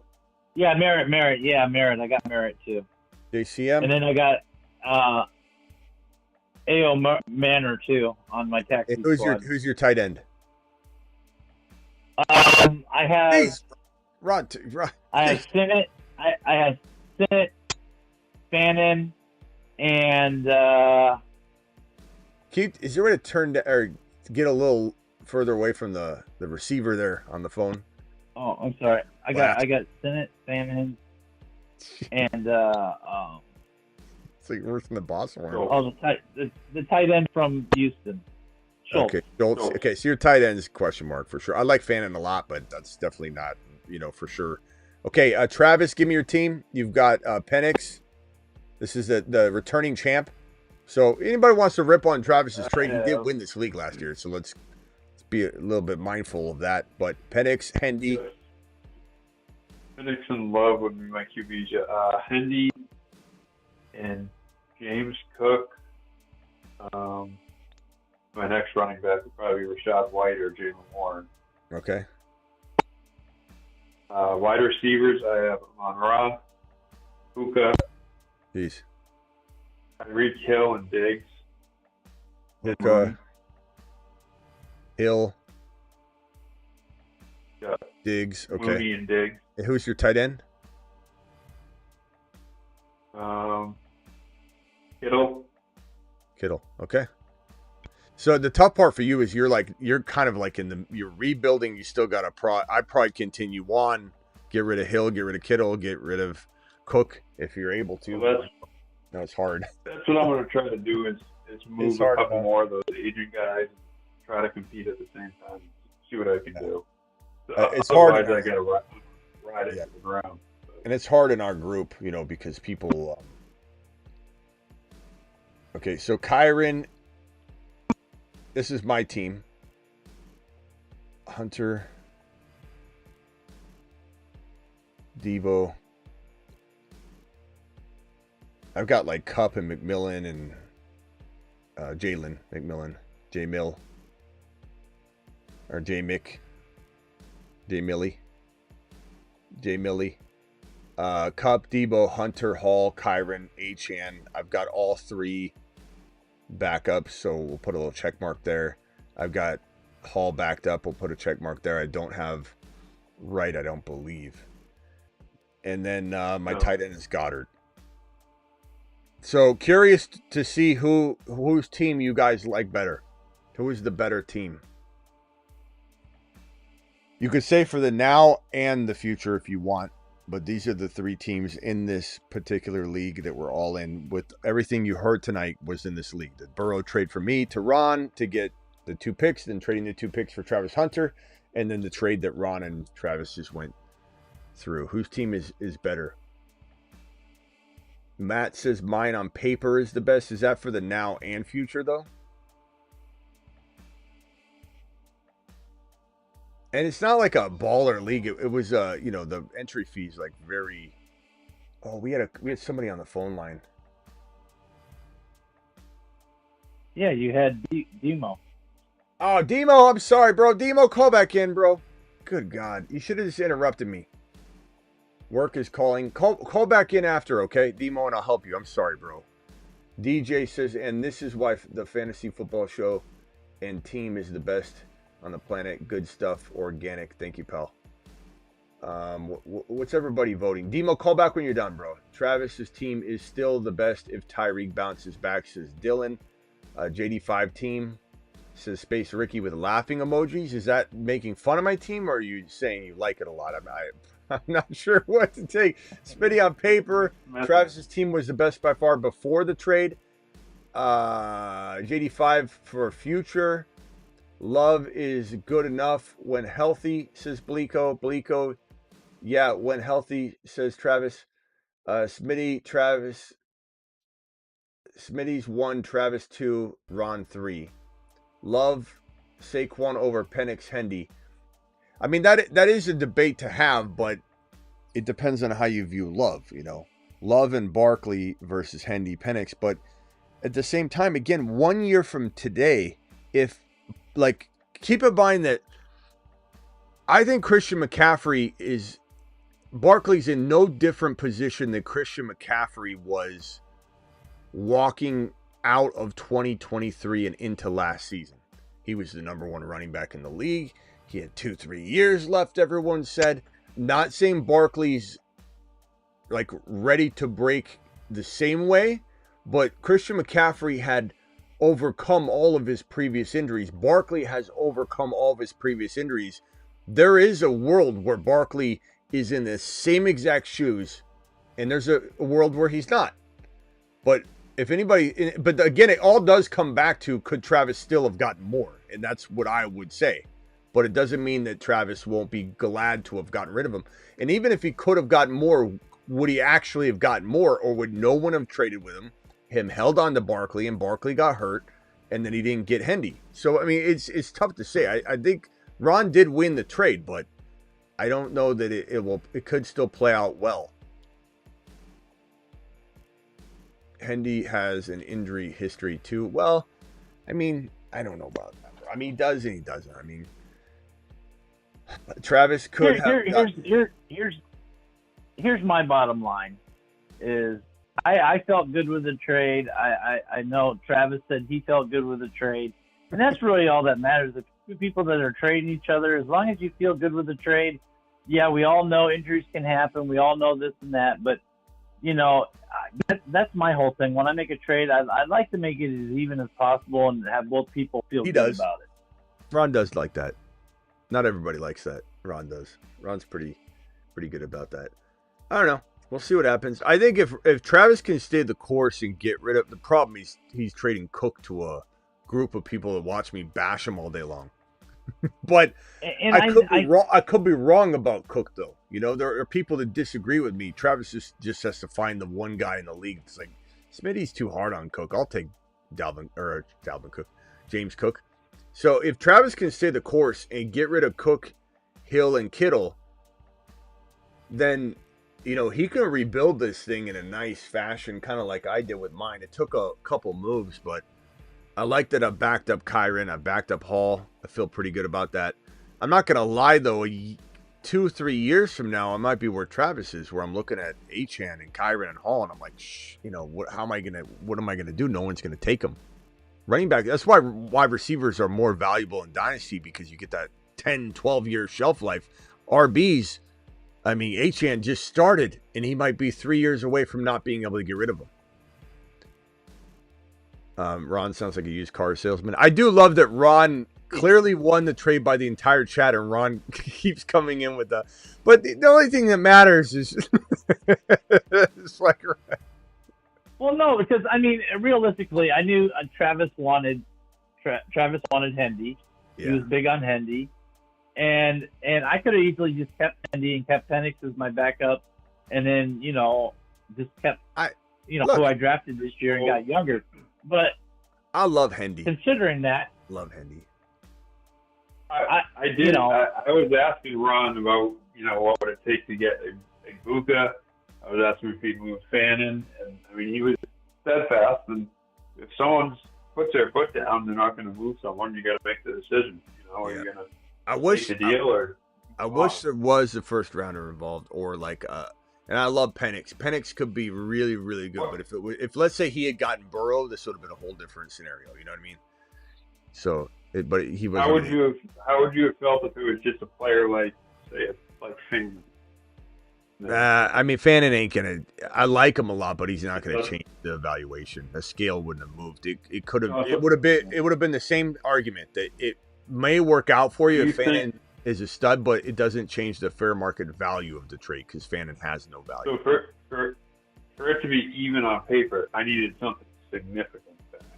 Yeah, because even if you got Ja'Cory Krosky-Merritt, let's say, back from him, he doesn't hold a lot of fair market value. So again, it's not that I don't think it could work out. It's just that the fair market value is saying you bought a $500,000 house for $600,000. You still might be right on the price, but you could have made more profit. It doesn't mean that you're smart to buy it at $600,000 just because it's going to be worth $700,000. It's kind of like buying Bucky in round 1 when he's going to be very good, but it wasn't a great pick to make Bucky your 5th overall drafted player. What about Ibuka instead of Mooney? Ibuka would have been, I think, enough to move the needle for some people where you had an argument. I think there still would have been some people that said Ibuka hasn't done anything. Then you would have people saying Ibuka is the next, top 10 wide receiver. And so I think it would have created an argument. Yeah. Instead of Mooney, Ibuka. I would have definitely rather had, if you had Ibuka, let's see, the trade would have been Barkley and just be Aaron Jones. Ibuka instead of Mooney. Yeah.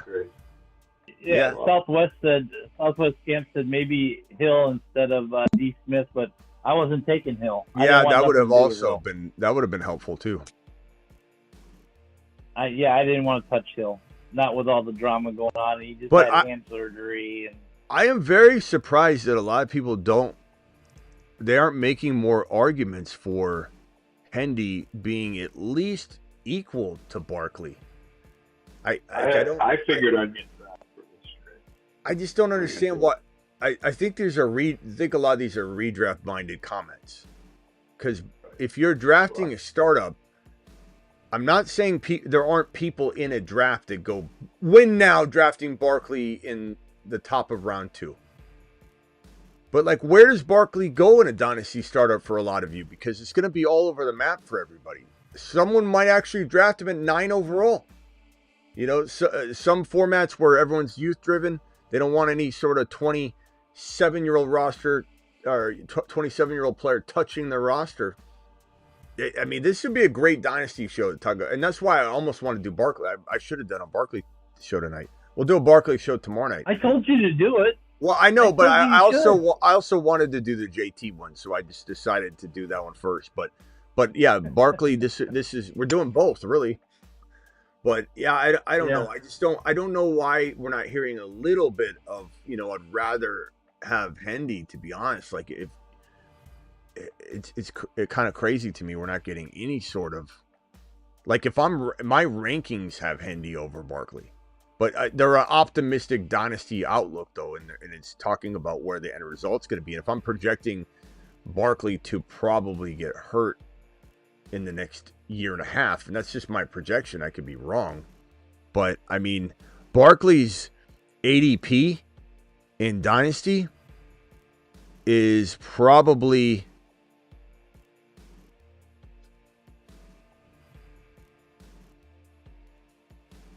I've looked at a lot of different consensus data, and he's still like right in the 5 to 8 range, depending on where you look. But I think if you look at like the spread on it, yeah, you're not seeing a lot of outside top 10. Whereas if you look at Hendy, you're seeing a couple 8 and 9. This is just going across the entire, industry.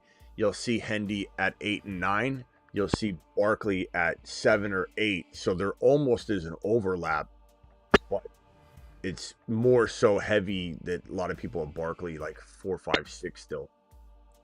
I'm just surprised. I know there's overlap. I've seen it and I feel it myself. I feel the overlap. I feel like it's definitely there. But the majority, it does feel like the industry, the fair market value is that Barkley is more 4 or 5 or 6 overall. Hendy's 7, 8, or 9.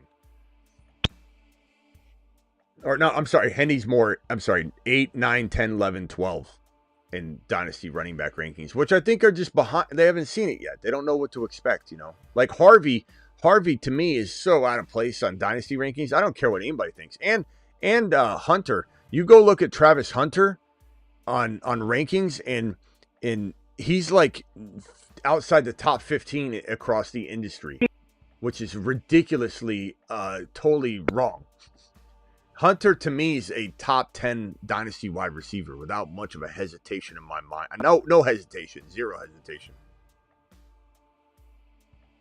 All right, boys, I'm about done tonight. Anything else? And Demo, are you calling back in, bro? No, sorry.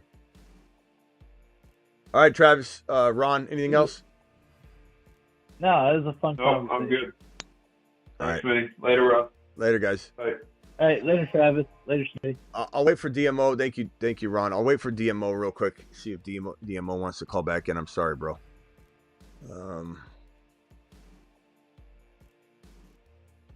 Yeah, I mean, I don't know. I don't know that Travis like made a mistake.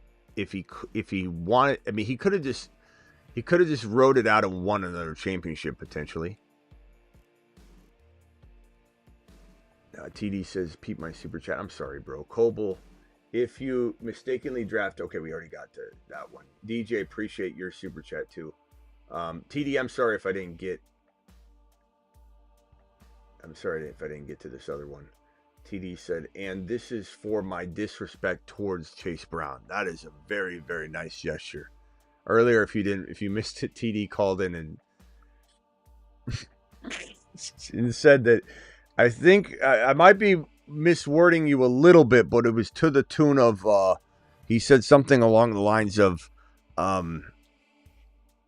Taj Brooks is essentially a little bit more, what do you say? What was the wording he used? It's got to be perfectly worded because it was such a take a lap moment, but TD's dropping his apology tour here for Chase Brown. I respect it.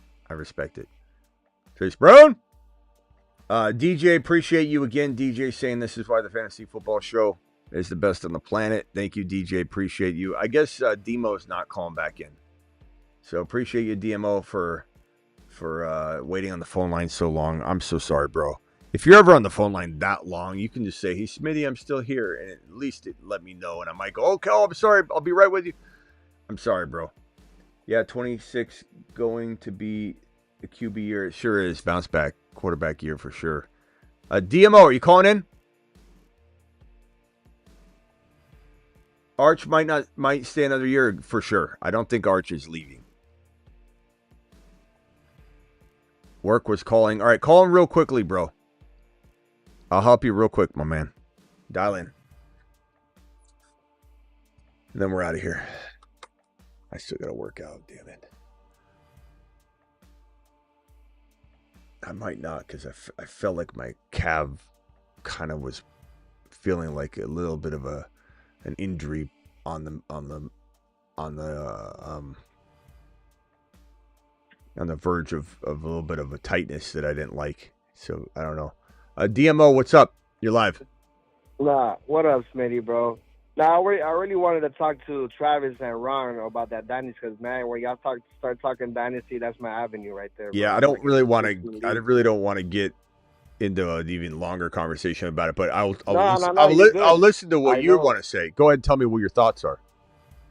No, I think Travis overpaid. You know what I'm saying? But I understand where he's coming from with it in his logic of it. You know, I really just wanted to in that moment, but I know it's late, man. It's late as hell. I'll leave that for another time.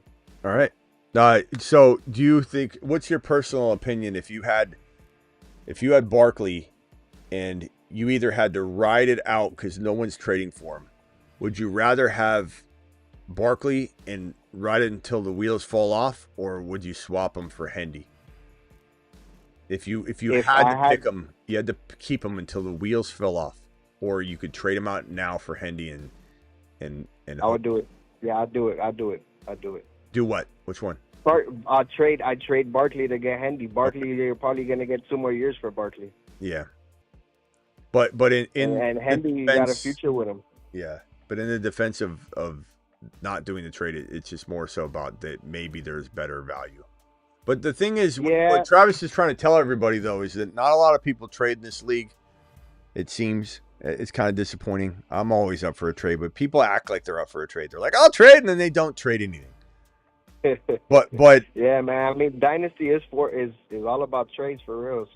So if you're Travis though, and you've been trying to trade him, and you can't get anybody to even return a message, or you can't get anybody to offer anything serious, like what do you do? At what point do you say, okay, I'm just gonna try and win again?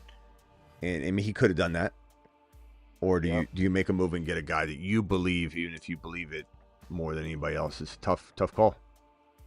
Yeah, no, I completely understand Travis's point on that, 100%. All right, my boy. I don't blame him at all. All right, Travis. All right, Smitty. I appreciate you, man. All right, later, bro. Later. All right, I'm out of here. Appreciate you all. Go get you some HHH and Associates value. In a jam, call HHH and Associates. Triple H and Associates. Locations on Earth and Jupiter.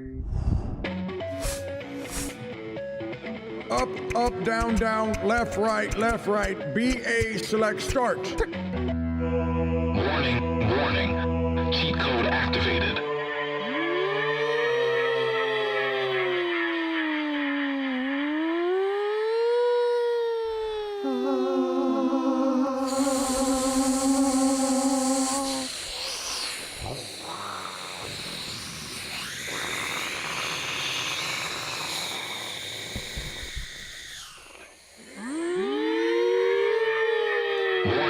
Warning. Cheat code activated.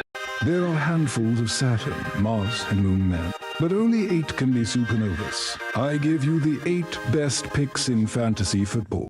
They are the 8 supernovas. They are the 8 supernovas.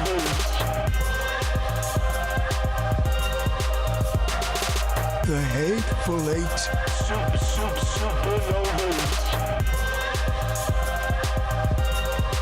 I'm looking at the 8 supernovas.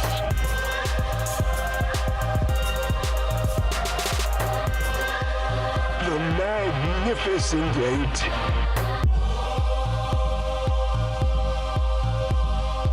Liftoff of mission 41D, the first flight of the orbiter Discovery, and the shuttle has cleared the tower. Curious to know if I'd still had my 2 first rounders and I couldn't get Hunter or Harvey or Hendy. I want to say maybe we didn't have the full conversation, but maybe kicked around the idea. Who would have rather had 2 first rounders? One being, well, Ron's made his team better, like a 4 or 5 or 6 overall pick, and then maybe an 8 or 9 or 10 overall pick. Would everybody rather have 2 first rounders over or the trade that Travis had done? Well, I'm just curious what you guys think. But either way, you're talking to Travis, who won the league last year, so some respect's got to go that way in his decision making for it. So, and I believe a year from today, Hendy will be looked at very differently than he's looked at right now. Even in this community, it appears. Hendy to the moon. Hendy to Jupiter. To Jupiter. Hendy to Jupiter.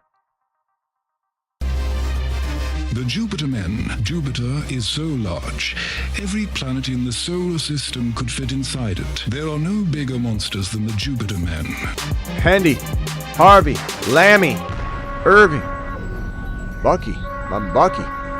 Neighbors, J85 Gibbs, Genty, Hunter, doing it live. Look at these boys. Look at them. Look at them. Look at them. All right, see you all tomorrow. Appreciate you.